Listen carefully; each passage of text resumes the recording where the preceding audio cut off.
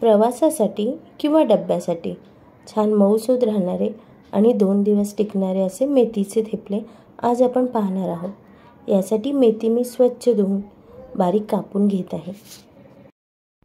आपण ही बारीक चिरलेली मेथी एका ताटामध्ये घेऊ। यामध्ये चवीपुरते मीठ आणि हिरव्या मिरचीचा ठेचा। या ठेच्यामध्ये हिरव्या मिरच्या, कोथिंबीर, जिरे आणि लसूण आहे। 2 चमचे धने पावडर, 2 मोठे चमचे दही,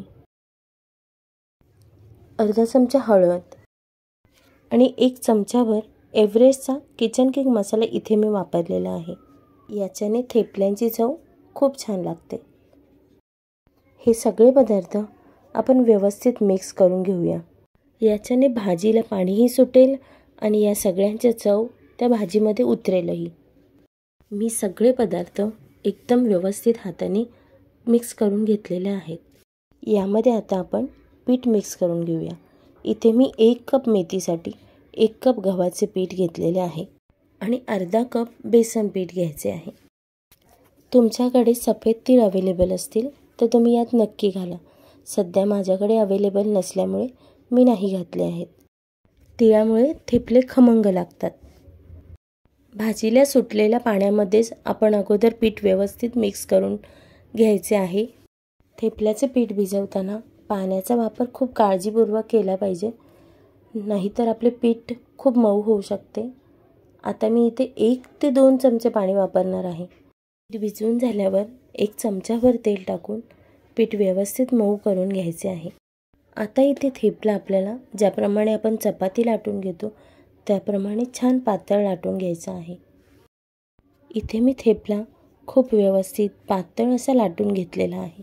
थेपला लाटेपर्यंत मी तवा गरम करायला ठेवलाच आहे। आपण आता थेपला व्यवस्थित भाजून घेऊया। थेपला आपल्याला लो टू मीडियम फ्लेमवर खरपूस छान भाजून घ्यायचा आहे। आणि हो, थेपला भाजताना थोडंसं तेल जास्त लागणार आहे। जर टेस्टी खायचं असेल तर थोडं तेल वापरावंच लागेल आणि ज्यांना जास्त ऑइल नको असेल त्यांनी ते अवॉइड केलं तरी चालणार आहे। इथे मी थेपला व्यवस्थित खरपूस भाजून घेतलेला आहे। थेपला तुम्ही दही, लोणचं, मिरचीचं लोणचं किंवा शेंगदाण्याची चटणी, तिळाची चटणी, जवसाची चटणी याबरोबर खाऊ शकता। इथे मी जवसाच्या चटणीचा वापर केला आहे।